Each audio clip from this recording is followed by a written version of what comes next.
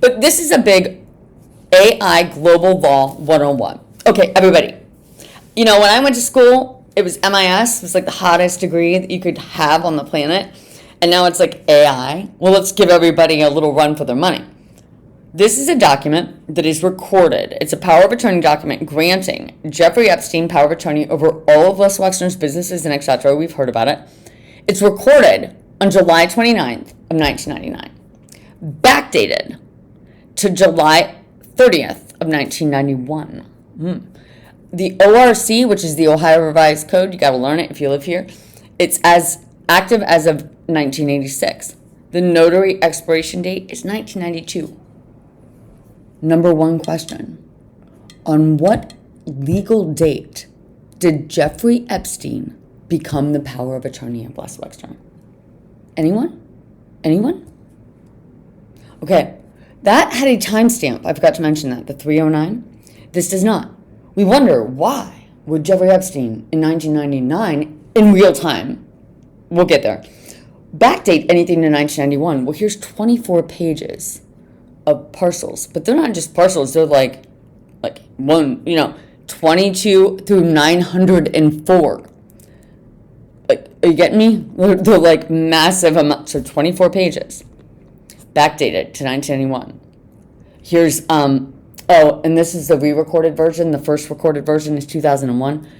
Here's just 8 pages. There's 32. Sorry, I should have put that first. But this is the New Albany company just granting this all to BP, products, North America. And notice how there's 2 New Albany companies. So they have New Albany Company, LLC, New Albany Company. This is like par for the course when you're dealing with Standard Oil and how they operate. It's highly illegal. Here's another 23 pages that the New Albany Company spitting over to Les Wexner.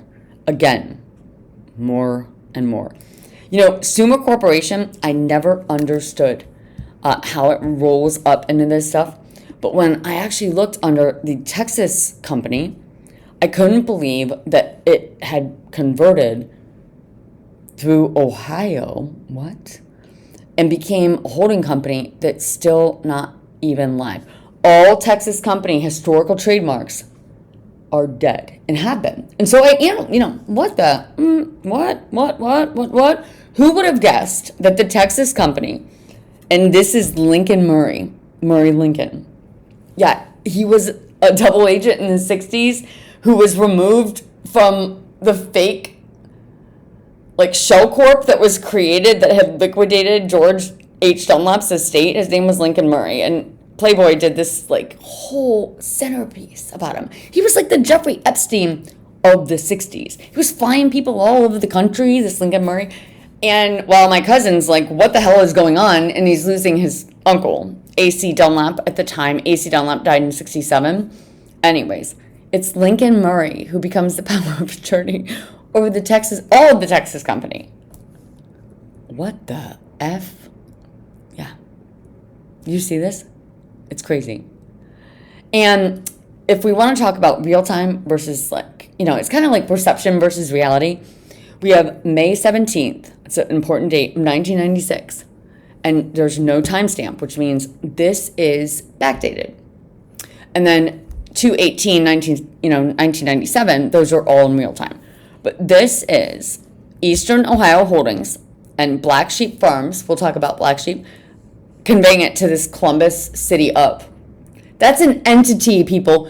Jeffrey Epstein created an entity named Columbus City of. And they sue the Texas company for $1,000 in Texas company. That's how they gain ownership. And then they change the name to Texas Gulf. What? But it is through historical investigative files that I come to understand that there is a direct connection with a lot of global, it's a network, right? But there was the New Frontier Hotel and Casino. What better way to launder a boatload of money than through a casino? Oh my God. Landmark liquidation. Oh, this is amazing. This is how I figure out that Howard Hughes, because Janet Hughes, oh my God, Janet Hughes is AKA Janet Epstein is AKA Sarah. Yep. So the API is the American Petroleum Institute. It is basically part of a bundle that is always reinstated with the American Farm Bureau. They kind of are like yin and yang. And my cousin George, in a speech when he was lobbying for the Clean Water Act to protect Ohioans and Americans, he stated, "It is so important that every single person in Congress and everyone that ever serves this country knows that any time the API and the American Farm Bureau have ever been incorporated or reinstated in this nation, they have brought nothing but destruction, terrorism, and war globally." And that is a fact. The next time that they are instated or reinstated, and if it's after my death, I fear for Americans. And man, I have a copy of it. I posted it on a video. It got removed, my whole entire account. But John Jack Dunlap, one of the other big double agents of the 60s that everybody kind of forgot. This has been a century-long plot. It dates back to 1832, but it officially signed contracts as of 1917, and Harry Wilton of the Texas Company took his patents and won them as of 1916. They never let it go. They've always had people coming in to the United States with a lot of money or a lot of connections to manipulate U.S. politics.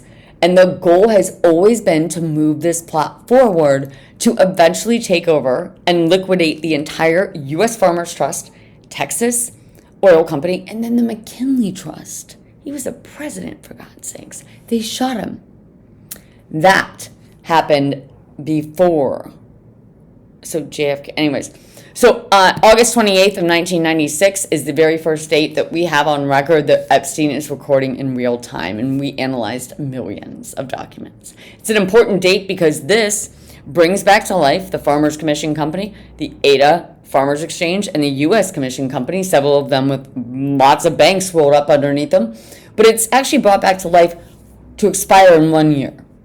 Yep. So this date, when you click on that database, is the date of Princess Diana and Charles' divorce. And then if you look what happens 1 year later, well, that's the day, that's U.S., the day that Princess Diana is killed.